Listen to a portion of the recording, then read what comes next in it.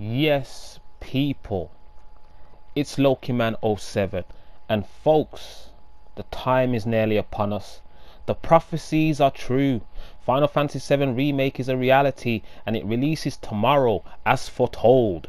And yes, I know, people have already got the game, but fuck them, dude. We're sticking to the script, and as it has been forcefully so, I've had no choice but to hold out and spoiler dodge. But this will obviously be the video I do on the game before I actually play, complete, and have an opinion on the final product. And I'll be honest, I'm not really a Square Enix fan. I haven't been for a very, very long time now. I can't really say there has been a Final Fantasy game in the last 10 to 15 years that warrants a grown man to be a fan. And that's just my humble opinion. Ugh. But hold it.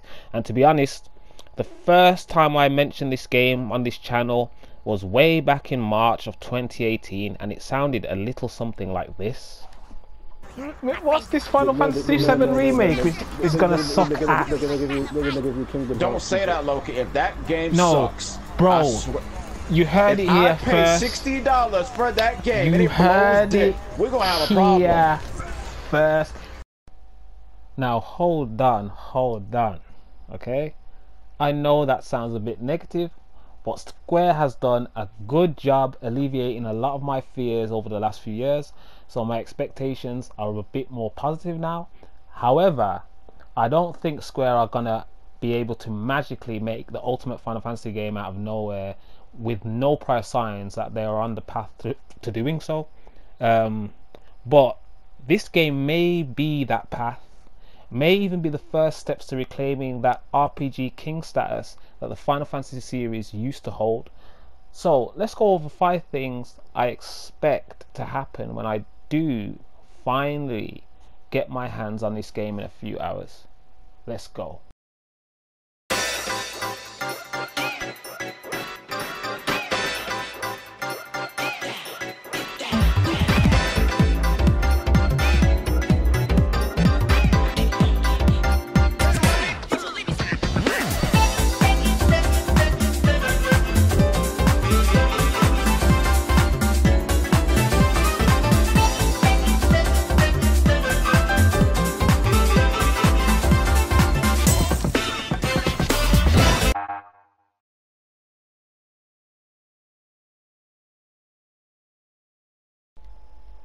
So yes, people, I'm gonna go over the 5 things I expect from this game. I'm just gonna go over them real quickly and get the explanation as to why I expect these things. So at number 5, the first thing I expect is an excellent battle system.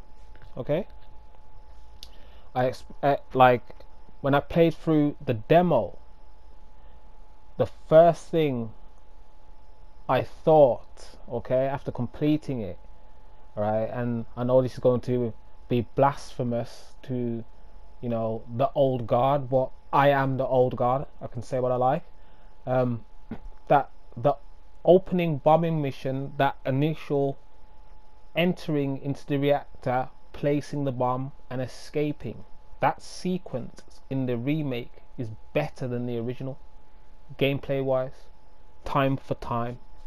That is my analysis. I'm not saying that, you know, it's a better game, but if I'm honest, the opening bombing mission in the remake is better than the original bombing mission, right? So, and that is mainly because the battle system is very, very fluid, okay? Right, even when you have limited abilities at the beginning, when you had limited abilities in the original, you felt it, like it felt like that, it felt hollow. But at the beginning of the remake, you have hardly any abilities, and it doesn't feel hollow. It feels awesome. So yes, I expect an excellent battle system. That's the first thing. And so, number 4, I expect a decent RPG experience. And the reason why I select the word decent is because I'm not expecting a phenomenal RPG experience, and there's a couple of reasons as to why. Um, First of all, it is the story of Midgar, which is the opening chapter of the game, of the original game, and Midgar is just one place, and as much as they will expand on this place, it will always be Midgar. So it's not going to feel like it's not going to be an RPG where it feels like you've gone on a large, intense mission to do much. It's going to be an opening to something else. And as much as Square pad the thing and, you know, flesh out smaller characters and etc etc, it's not going to escape the fact that it's just Midgar only. And yeah, all it's going to look the same. It's going to look industrial from the beginning to the end. The second thing is, the reason is that, you know, Square just isn't ready yet as a developer. They have a huge problem and on their hands with what they have chosen as an art style in the last decade plus. That art style, how does it meet making a Final Fantasy game? And it has always been a problem. It was the problem with Final Fantasy X, okay, right? Which is, how do we make a Final Fantasy, but maintain super high fidelity, everything's to scale, you know, almost realistic looking stuff. How do you do that? And the answer is you can't, right? So what Final Fantasy X did, they just made the game linear. And even though you could go onto your airship and everything, you know, and explore your own airship and, you know, go from place to place on your airship, you just couldn't fly it because it would be impossible to fly over that world, innit? And that is a problem that, you know, they're going to have in Final Fantasy Remake 2, especially in Final Fantasy Remake 3, when you definitely should have an airship, okay? Like, we should be moving around on an airship, and we're going to places that we've already been, so we need to navigate that. How we're going to do this, right? So they're going to have to change a lot, right, to accommodate for this. And the way that Square have accommodated for this, or tried to accommodate for this in certain the last 15 years, it's been a struggle. And it's something that nobody ever talks about. Nobody ever talks about why are Final Fantasy games linear? What is the problem? And that is the problem. It's the art style versus what the gameplay of the originals was. Okay? So yeah, number 3. What else do I expect? Well, I expect to not like the ending. And I've seen some reviews and like, you know, people talking about the endings, this or that. Look, the ending could be exactly the same as the original. I still wouldn't like it because it's still just the Midgar section, and we already know something's coming next. And it's not like a regular cliffhanger. It's a cliffhanger that you already know what's happening next. So can we just see this, please? So, and that's going to be something that, you know, a lot of people that play this game are going to have to deal with, and they probably won't even recognize that is actually what the emotion is. And I have all sorts of things to say when really it's just your destiny is to not like this ending. It's going to be okay. So on to number 2. Okay, so number 2 is a sticky one for me. Number 2 is that I expect Tetsuya Nomura to actually be happening. And, you know, Tetsuya Nomura is an interesting character because he has a very, very strong cult of personality, and Square market to the masses, and they use his name to market to the masses. And no offense to the masses, I am one of the masses. You know, we're not really as smart as we think we are, and companies use techniques to fool us, don't they? Okay, so a lot of people think that Tetsuya Nomura is this amazing creative force behind a lot of Final Fantasy games because they're not paying attention. You get me? They think they're paying attention, but they're not paying attention. Tetsuya Nomura is a character designer by craft. That is his craft. That is what brought Tetsuya Nomura to the dance. Tetsuya Nomura has a lot of ideas. If you are a character designer, that means you are a visionary, an artist. Okay, and you obsess over the visual of things. And when you're an artist, you find, you know, your mind gets romanticized about things, and that's how you create great imagery. Does this translate over to directing? Well, for me, with Tetsuya Nomura, no, it doesn't. All of his, okay, let's start with Advent Children. All right, Advent Children is a visual masterpiece, but you know, it's as dry as he is. If you listen to Tetsuya Nomura's personality, he's a very dry personality.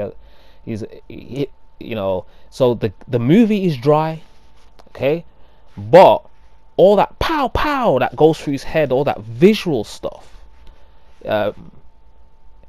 that's in the movie, and it looks fine. And this is something that, same with Kingdom Hearts 3. Kingdom Hearts 3 looks amazing. It's designed very well, but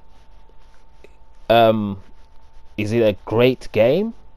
And if you think it's a good game, fine, but is it a great game? Is it one of the best games ever created? No, it's not. And the reason why I hold Square Enix to that standard is because Squaresoft set off a serious legacy of some of the best games that were available at the time. So you're taking on that legacy. I'm going to hold you to that. So I don't judge Final Fantasies on being decent, I judge them on being great. So I expect Tetsuya Nomura to sprinkle some malarkey on this thing. Okay, he cannot escape it. That's why I expect the game to be a visual masterpiece, because that's what Tetsuya Nomura delivers. But I also expect him to deliver some craziness, some convolutedness, some weirdness that's not necessary. That's going to happen. So it might not always be a bad thing, but we'll see. So on to the final thing. So the final thing is, do I expect to be disappointed by this game? Okay, and if I'm honest, not really. I don't feel like I am going to be disappointed by this game. You would think that my expectations are low, so you know, I'm not. It's hardly possible to disappoint me. But my expectations for the game, what I think is going to be delivered, is actually quite high. I do think it will be a good game, and I think it better be a good game. I don't think it's going to be a rubbish game, so therefore if it's a good game, yay. I expect it to be good, and it may even surprise me and be better than what I think it's going to be, but I don't think it's going to disappoint me at all. I do think it will disappoint a lot of people, because you know, I'm still hearing in 2020 people talking about the episodic nature of the game, which is just insane. So if you're that if your thought process has not moved beyond that point, you're doomed, mate, because what are you even talking about at this point? So there's a lot of people that are speaking like that, and they're doomed, right? They're going to be hella disappointed. but I won't be. I think I know what I'm going to expect. So with that said, I don't know how long we got left.